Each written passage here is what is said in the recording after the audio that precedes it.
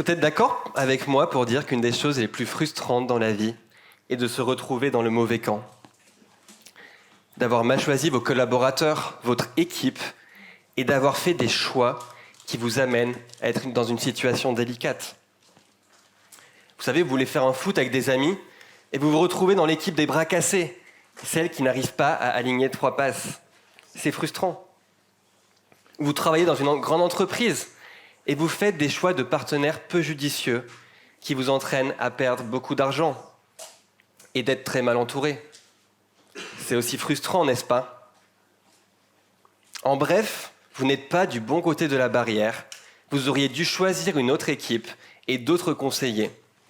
Et vous regrettez votre choix. Mais les conséquences de certains choix qu'on peut faire sont bien plus décisifs qu'une simple défaite à un match de foot ou une perte d'argent. Pensez à des événements bien plus sombres de l'histoire. Par exemple, dans les guerres, des nations qui ont choisi une mauvaise alliance, entraînant des conséquences terribles pour les populations vaincues.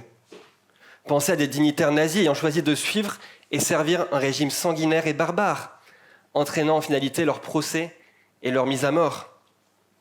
Ces nations ou ces hommes ont fait un mauvais choix et les conséquences sont immenses. Nous devons tous faire des choix et nos choix entraînent avec eux leur lot de conséquences. Il y a plein de fois dans la vie où l'on se rend compte de cette réalité. Mais pour ce qui est de notre relation avec Dieu, est-ce qu'on se rend compte que là aussi, et même surtout ici, il y a un choix de la plus haute importance à faire avec des conséquences qui sont aussi de la plus haute importance.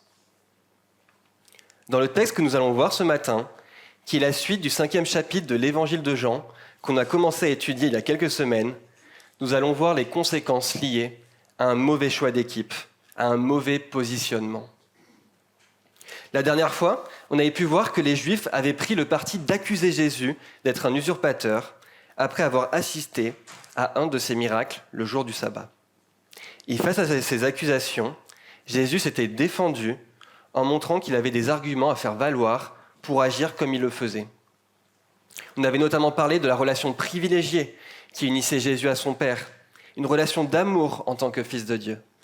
Et on avait aussi développé l'idée que Jésus était celui qui donne la vie.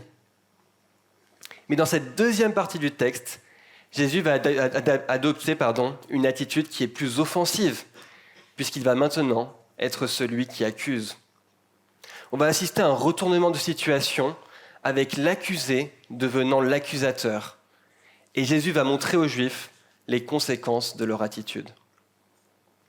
Et le message principal de ce texte, il tient en quelques mots. Si vous ne faites pas partie de l'équipe de Jésus, vous vous exposez à être jugé et déclaré coupable lors du jugement de la fin des temps. Vous feriez donc mieux de rejoindre son équipe, et c'est un choix de la plus haute importance. Si vous décidez de ne pas faire partie du royaume de Christ, de ne pas être dans son alliance en dépit de tous les témoignages qui ont été donnés en sa faveur tout au long de l'histoire, alors vous vous exposez à la colère de Dieu.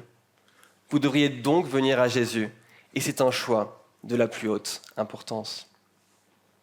En bref, il faut impérativement qu'on mesure les enjeux de notre positionnement par rapport à Jésus, parce qu'on ne peut pas se permettre de faire le mauvais choix. Je vous propose sans plus attendre de découvrir le texte du jour. On va pouvoir ouvrir nos Bibles dans l'Évangile de Jean, au chapitre 5. Et on va lire des versets 22 à 27.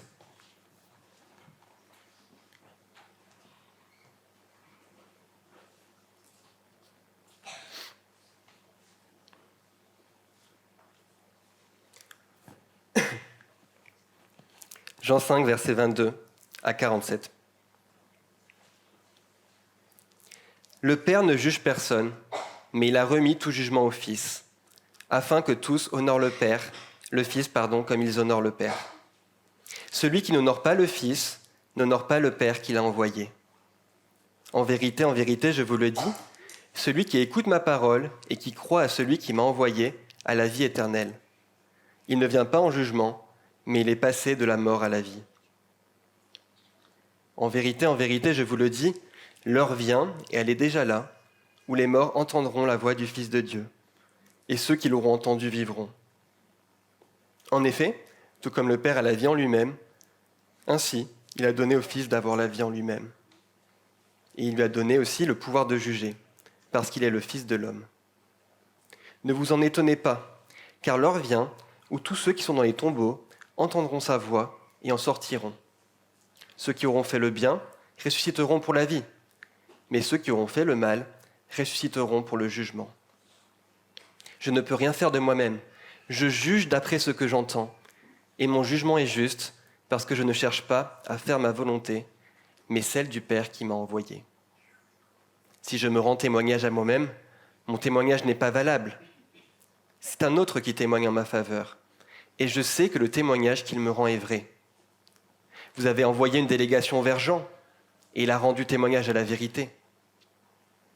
Pour ma part, ce n'est pas d'un homme que je reçois le témoignage, mais je dis cela afin que vous soyez sauvés. Jean était la lampe qui brûle et qui brille, et vous avez voulu vous réjouir une heure à sa lumière. Pour ma part, j'ai un témoignage plus grand que celui de Jean. Ce sont les œuvres que le Père m'a donné d'accomplir. Ces œuvres mêmes que je fais témoignent à mon sujet que c'est le Père qui m'a envoyé. Et le Père qui m'a envoyé a rendu lui-même témoignage à mon sujet. Vous n'avez jamais entendu sa voix, vous n'avez pas vu son visage, et sa parole n'habite pas en vous, puisque vous ne croyez pas en celui qui l'a envoyé. Vous étudiez les Écritures parce que vous pensez avoir par elles la vie éternelle.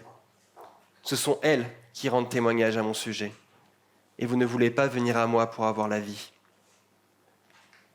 Je ne reçois pas ma gloire des hommes, mais je vous connais, vous n'avez pas l'amour de Dieu en vous. Je suis venu au nom de mon Père, et vous ne me recevez pas. Si un autre vient en son propre nom, vous le recevrez. Comment pouvez-vous croire, vous qui recevez votre gloire les uns des autres, et qui ne recherchez pas la gloire qui vient de Dieu seul ? Ne pensez pas que c'est moi qui vous accuserai devant le Père. Celui qui vous accuse, c'est Moïse, celui en qui vous avez mis votre espérance. En effet, si vous croyez Moïse, vous me croiriez aussi, puisqu'il a écrit à mon sujet. Mais si vous ne croyez pas à ses écrits, comment croirez-vous à mes paroles ? Je propose de prier avant qu'on aille plus loin. Notre Père, on te remercie pour la Bible, on te remercie pour ce qu'elle nous apprend sur toi, sur ta révélation, sur la façon dont tu t'es révélé dans l'histoire et comment tu t'es suprêmement révélé en Jésus-Christ.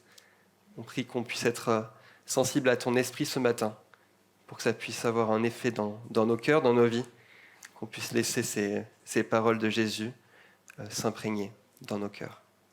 C'est ma prière dans le nom de Jésus-Christ. Amen.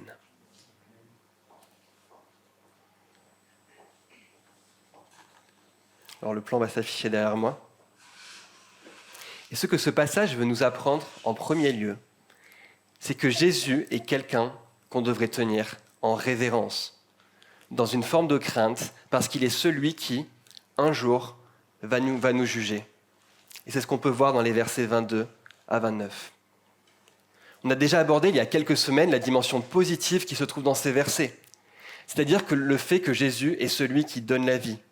Et c'est très réjouissant comme annonce. Mais il y a aussi une dimension négative qui est exprimée dans ces versets. Une vérité qui est terrifiante pour les êtres humains incrédules. Et c'est à travers le fait que Jésus est celui qui exerce le jugement. Dans ces quelques versets, Jésus va montrer que c'est lui qui a le pouvoir de juger les hommes. On voit effectivement dans les versets 22 à 23 que c'est le Fils, c'est-à-dire Jésus, qui a reçu le pouvoir de juger. Le Fils, il a le pouvoir de donner la vie à qui il veut, une vie abondante et éternelle de résurrection qui commence dès maintenant. Mais il a aussi le pouvoir, c'est l'autre monnaie de la pièce, de prononcer un jugement sur ceux qui ne croient pas. Jugement qui sera définitivement prononcé à la fin des temps, lors de ce qu'on appelle le jugement dernier. Et en fait, c'est assez frappant de voir comment Jésus utilise une situation dans laquelle il est lui-même l'accusé et la personne qui est jugée pour une présumée faute, afin de retourner la situation et de se présenter lui-même comme le juge de la terre entière. Il se sert de la situation. C'est ce qu'on voit dans les versets 27 à 29 dans votre texte. À la fin des temps, c'est le Christ lui-même qui ramènera à la vie ceux qui auront goûté à la communion de sa vie, pour hériter de la vie éternelle. Ceux qui auront fait le bien, c'est ceux qui se seront approchés de la lumière pour qu'il soit manifeste que leurs œuvres ont été accomplies en communion avec Dieu, pour reprendre une formule du chapitre 3. Et à la fin des temps, c'est le Christ qui ressuscitera aussi ceux qui ont refusé son témoignage pour l'heure du jugement. Ceux qui font le mal, c'est ceux qui ont préféré les ténèbres à la lumière, car leurs actes sont mauvais. C'est le chapitre 3 au verset 19. Jésus il a donc le pouvoir de juger, et il y aura en finalité un jugement, aboutissant à la vie pour ceux qui sont en Jésus, et à la mort pour ceux qui ne font pas partie de son royaume. Ça peut être dur comme annonce, mais ce passage il ne laisse pas d'ambiguïté. Il n'y a pas de peut-être ou d'entre-deux, de position entre la résurrection pour la vie et la résurrection pour le jugement. Vous savez, c'est comme lorsque vous faites un test Covid. Celui-ci est soit positif, soit négatif. Il n'y a pas d'intermédiaire. Vous n'avez pas entre le Covid et pas le Covid. Vous pouvez avoir une charge virale qui est différente, une intensité des symptômes de la maladie différente entre deux personnes qui sont porteurs du virus, mais en soi, peu importe, le test sera toujours positif si vous avez la Covid ou le Covid, au choix. Et c'est la même chose quant à notre situation devant Dieu. Du fait du péché qui gangrène le cœur de tous les êtres humains. On est tous infectés par ce virus. Et il n'y a que deux états possibles. Soit couverts par la justice de Christ, et donc graciés des fautes que l'on commet, soit livrés à nos seules forces devant un Dieu qui est saint, qui est juste, et devant lui on sera donc déclaré coupable. Ceux qui auront fait le bien ressusciteront pour la résurrection et la vie, nous dit le texte. Mais attention, ça ne veut pas dire que notre salut est basé sur nos œuvres, ou que nos œuvres, même accomplies en Jésus, sont méritoires, ou qu'elles ont un rôle instrumental de notre salut. Ce que ça veut dire, c'est que nos œuvres, accomplies dans et par la foi, seront un signe révélateur de la présence de la foi en nous, au jour du jugement. Ceux qui auront fait le bien véritable, l'auront fait seulement parce qu'ils auront eu la foi au préalable, qu'ils sont recouverts par la justice de Jésus-Christ lui-même. Il est impossible de faire le bien véritable si l'on n'est pas sauvé. Et on ne peut pas être sauvé autrement que par le moyen de la foi et par le moyen de la foi seule. Si vous ne l'avez pas fait, je vous invite à écouter la prédication d'Alex de la semaine dernière pour en être convaincu. Ce qu'il nous faut retenir avant tout de cette première partie, c'est qu'il y a deux verdicts possibles, coupable ou gracié, et que c'est Jésus lui-même qui en sera le juge. Et nous rappeler ces choses-là est important pour avoir une vision juste de qui est Jésus-Christ. Il est le bon berger, il est doux et humble de cœur, il est patient et laisse un temps de grâce aux hommes pour qu'ils puissent se repentir. Et il est celui qui offre sa propre justice aux croyants. C'est vrai. Mais il est aussi le roi victorieux devant qui tout genou pliera et qui jugera le monde avec justice. Parfois on oublie cela.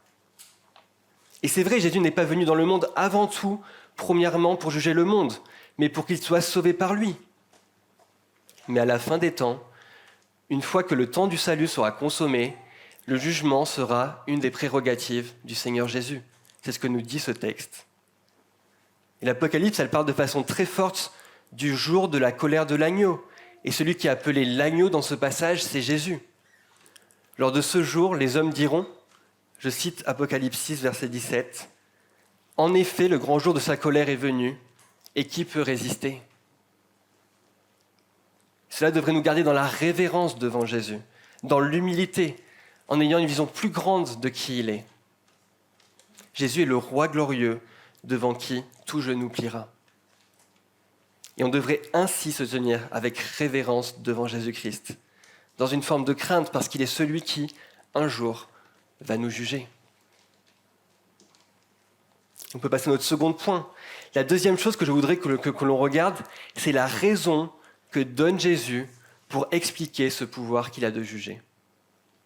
Et l'idée qu'il faut retenir de ce deuxième point, c'est que si on est indifférent à Jésus et à son enseignement, c'est-à-dire à sa révélation, alors ça nous met vraiment en danger. C'est ça qui nous met en danger, c'est d'être indifférent à ce qu'a révélé Jésus. Regardez au verset 27. Il est dit, et il, donc on parle de Dieu, lui a donné le pouvoir de juger, parce qu'il est le Fils de l'homme. Et la question qui se pose évidemment, c'est que signifie ce titre de Fils de l'homme ? Quel est le rapport entre ce titre de Fils de l'homme et le fait que le Christ ait les prérogatives pour juger ? En fait, ce titre de Fils de l'homme, il se retrouve dans l'Ancien Testament, au chapitre 7 du livre de Daniel. Dans ce récit, Daniel il a une vision apocalyptique, c'est-à-dire une vision des événements liés à la fin des temps. Et dans cette vision, il voit un Fils de l'homme recevoir de la part de celui qui est appelé l'Ancien des jours dans le texte, c'est-à-dire de la part de Dieu, des prérogatives de divinité. Il est mentionné qu'il reçoit la gloire, qu'il reçoit le règne, qu'il reçoit un service de la part de tous les hommes, de même qu'un royaume supposant une domination totale. Et il est fort possible que Jésus se référait à ce passage lorsqu'il se proclamait comme le Fils de l'homme, en pensant à ce roi de la terre entière qui était annoncé et qui allait recevoir son autorité de la part de Dieu lui-même. Mais il y a peut-être quelque chose de plus à voir ici, puisque le titre de Fils de l'homme a déjà été utilisé à 2 reprises dans cet évangile, au chapitre 1, verset 51, et au chapitre 3, versets 14 et 15. Et à chaque fois, ce titre a été utilisé dans un contexte de révélation. Et dans le livre de Jean, l'idée de révélation est souvent liée à l'idée de jugement. Le Fils de l'homme révèle des choses sur Dieu, mais cette révélation n'est pas reçue. Et les hommes sont donc jugés pour ne pas avoir écouté la voix de Jésus, celui qui révèle. Le terme de Fils de l'homme semble donc en fait pointer vers cette notion de révélation qui elle-même pointe vers cette notion de jugement. Vous comprenez ? Dans son commentaire sur l'évangile de Jean, le théologien Don Carson exprime cette idée ainsi. Il dit « Sa capacité de jugement est d'autant plus compréhensible qu'elle ne s'appuie pas seulement sur son identité apocalyptique, donc là c'est ce qu'on a parlé dans le livre de Daniel, ni sur son unité avec la race humaine, mais également sur la révélation qu'il a communiquée et qui a si souvent été ignorée ou rejetée. » Prenons un exemple pour illustrer cela. Vous savez, c'est comme pour une punition que va donner un parent à son enfant. En théorie, la punition elle n'est pas censée être arbitraire, tomber sur l'enfant sans aucune raison, sans prévenir. Ce serait injuste. En fait, la punition, elle est censée tomber sur l'enfant car il y a désobéissance à une consigne, à quelque chose qui a été révélé, en quelque sorte, par le parent à son enfant. Et ici, il en est de même. Le jugement du Christ ne tombe pas arbitrairement, sans prévenir, mais il tombe suite à l'incrédulité devant ce que Jésus révélait, au refus de croire en ses paroles, en ses ordonnances, à sa révélation.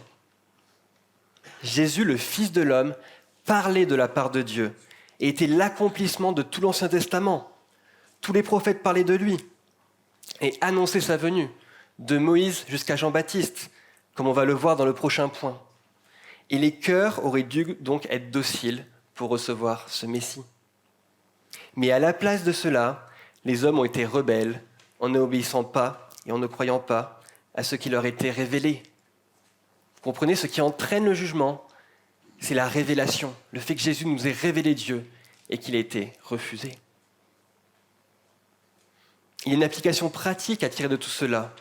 Il nous faut comprendre que le jugement du Christ n'est pas un jugement arbitraire qui tombe du ciel.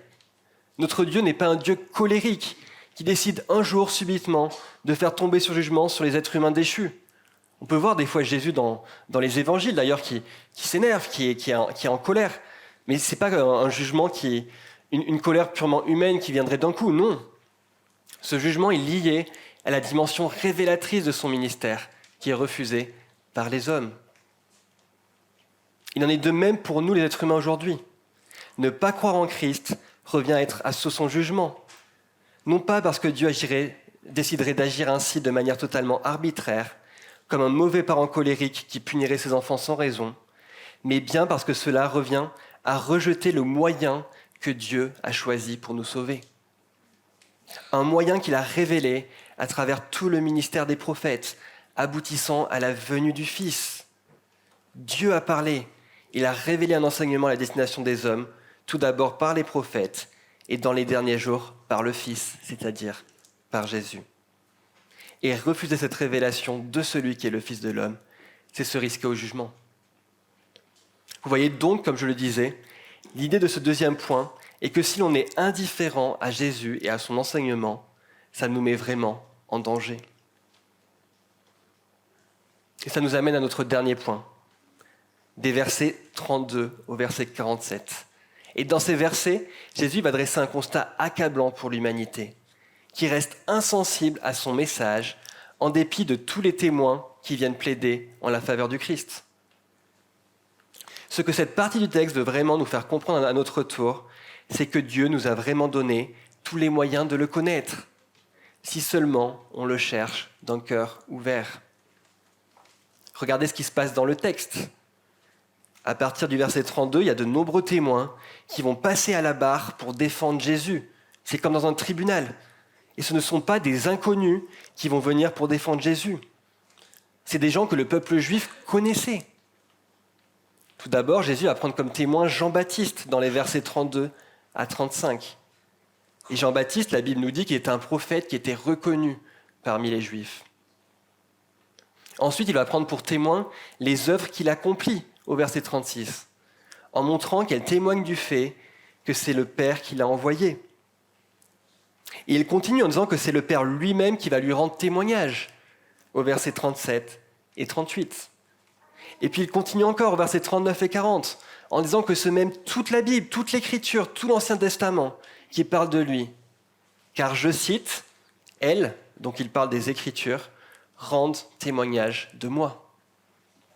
Il ne cite pas des versets spécifiques, mais c'est l'ensemble de l'Écriture qui pointe vers le Messie promis. Mais Jésus va aller encore plus loin à la fin de notre passage. Il va montrer que ces témoins seront même là pour faire office d'accusateurs au jour du jugement. Et quelle est cette personne qui fera office d'accusateur principal ? Regardez dans votre texte, c'est Moïse. Et peut-être que la figure de Moïse ne vous dit pas grand-chose, mais il est celui qui représentait la loi dans l'Ancien Testament. C'est celui qui avait donné la loi, qu'on appelle d'ailleurs la loi mosaïque. Mosaïque, ça vient de Moïse. Et dans cette loi figurait notamment celle du sabbat, pour laquelle Jésus est accusé. Les Juifs, ils se glorifiaient de suivre Moïse. Et Jésus va leur montrer que ce Moïse est celui-là même qui va les accuser de ne pas avoir cru à ses paroles. Versets 45 et verset 46. « Ne pensez pas que moi je vous accuserai devant le Père. Celui qui vous accuse, c'est Moïse, en qui vous avez mis votre espérance. Car si vous croyez Moïse, vous me croiriez aussi, parce qu'il a écrit de moi. » Prenons un exemple pour illustrer cela. Et pensons encore à un enfant en bas âge qui voudrait aider sa maman à faire un gâteau. Il veut aider sa maman à faire un gâteau, et il sait que dans un gâteau, on doit mettre différents ingrédients, comme du sucre. Alors il va se lancer gaiement pour aider sa maman à préparer un gâteau. Il va aller au fond du placard, il va trouver une poudre blanche. Il se dit « Super, j'aide maman » et il met cette poudre blanche dans le gâteau. Il manque de chance, c'était du sel. Et au lieu de mettre 100 grammes, il va en mettre 500. C'est immangeable. Le résultat est que le gâteau est immonde. Il n'a pas la bonne saveur et il est bon à mettre à la poubelle. L'enfant, il pensait servir sa maman de tout son cœur. Mais au final, son travail déplaît à sa maman. Il aurait dû attendre ses directives pour agir. Et une fois celles-ci reçues, il aurait dû les suivre. C'est un peu pareil pour les Juifs à qui Jésus s'adresse dans ce texte. Ils pensaient honorer comme il se doit leur ancêtre Moïse, en tâchant d'obéir de manière rigide à l'observation des différentes lois. Mais en fait, ils ne lisaient pas ces lois de la bonne façon. Leurs lunettes n'étaient pas ajustées. Et le résultat était que leurs œuvres étaient en dégoût devant Dieu. Ils ne suivaient pas bien le mode d'emploi. Et ils auraient dû faire confiance à Jésus pour ajuster correctement leurs lunettes. Sauf qu'ici, les Israélites, ce ne sont pas des petits enfants tout mignons et innocents qui ont fait une petite erreur, mais qui veulent tout de même, au fond, écouter leur maman. Non, ils avaient un cœur dur et ils refusaient avec véhémence de faire confiance à Jésus pour leur parler de ce que Dieu disaient. Et la preuve de cela est qu'ils sont allés jusqu'à le mettre à mort. Qu'en est-il pour nous ? On peut se glorifier d'être les héritiers de telle ou telle tradition théologique, de tel ou tel homme dans l'histoire de l'Église, de tel ou tel prophète. Mais si tout cela ne nous amène pas à fixer nos regards sur le Christ et sur ceux qu'il enseigne et explique dans les évangiles, alors c'est lettre morte. Toute la Bible pointe vers Jésus, tous les prophètes pointent vers lui, et les témoignages du Père pointent vers lui, et toutes les œuvres qu'il accomplit pointent aussi vers lui, vers son caractère spécial et exceptionnel. Tout parle de lui et le met en lumière. C'est Jésus qui est le centre. Et d'ailleurs, il est intéressant de voir qu'à la fin de l'évangile de Luc, Jésus va prendre le temps d'aller voir ses disciples sur une route appelée le chemin d'Emmaüs pour expliquer, je cite, tout ce qui le concerne dans les Écritures, en commençant par Moïse et par tous les prophètes.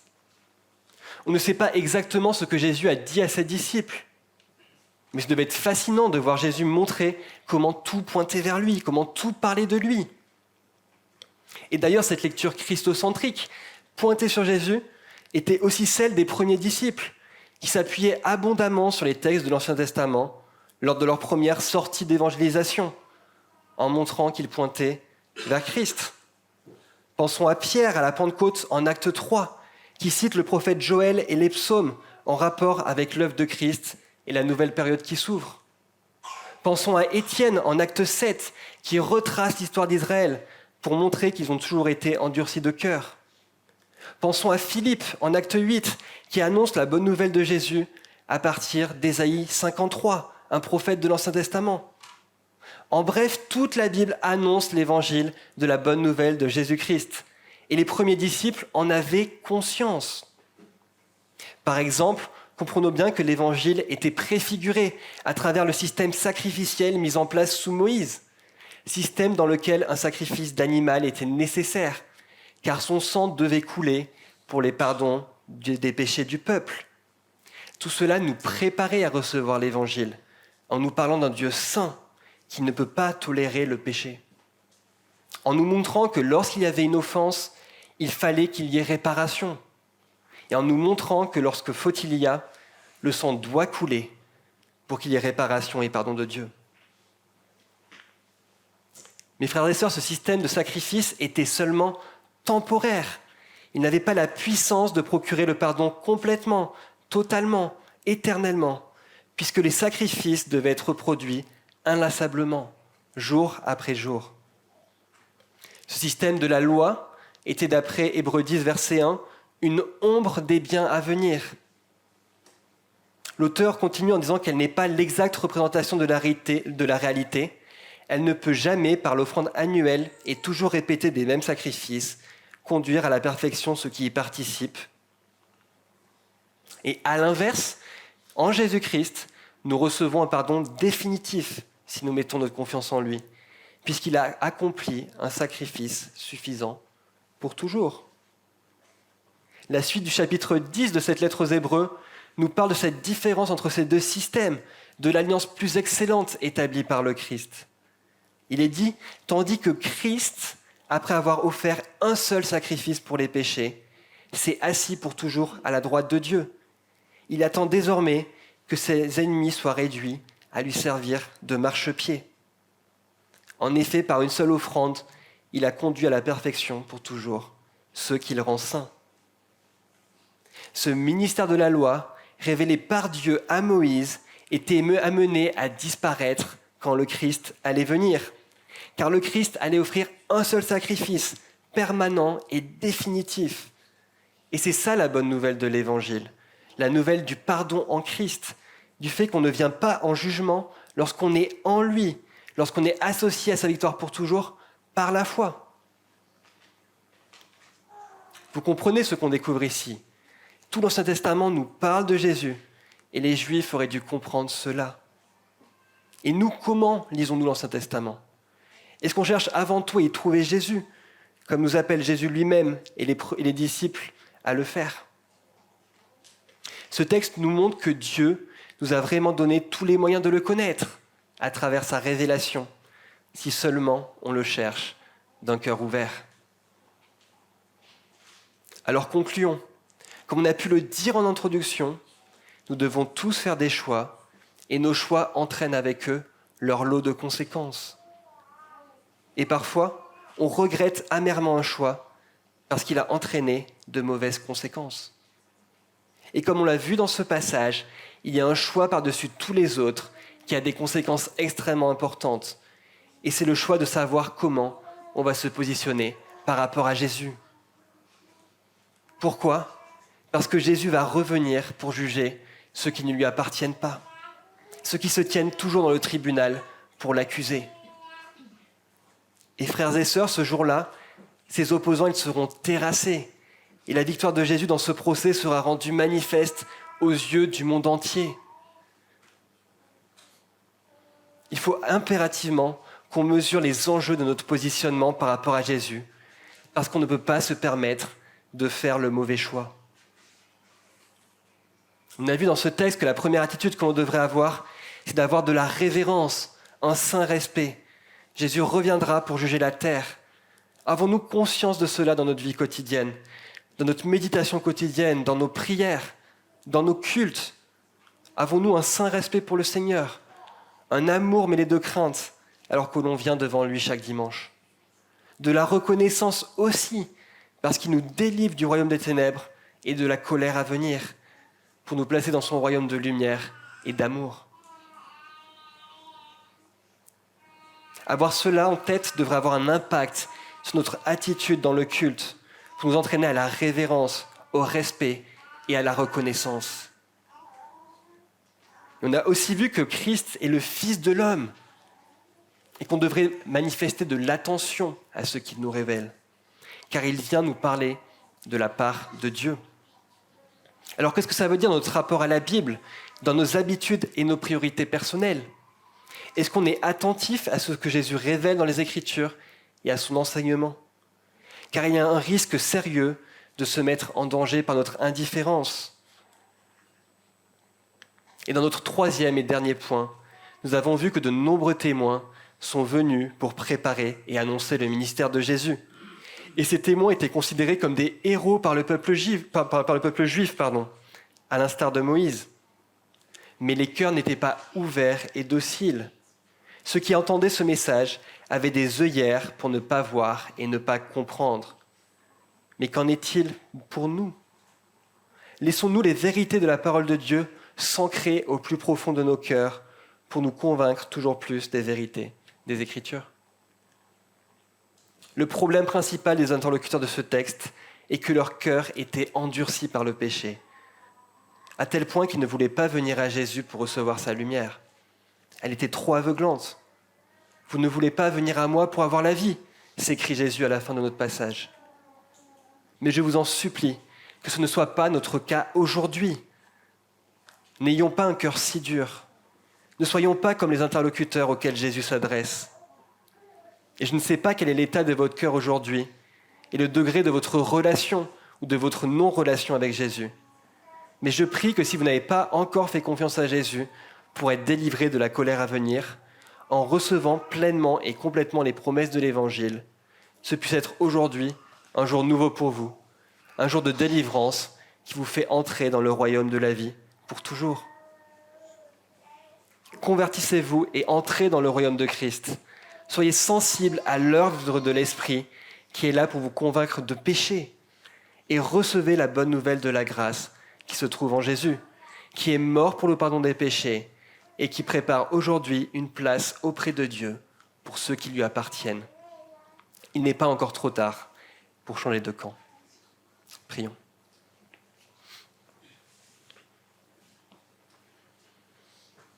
Notre Père, merci pour ce texte, merci pour ces rappels du jugement qui s'en vient. Ce n'est pas juste des images pour faire peur aux enfants dans les livres, c'est une réalité.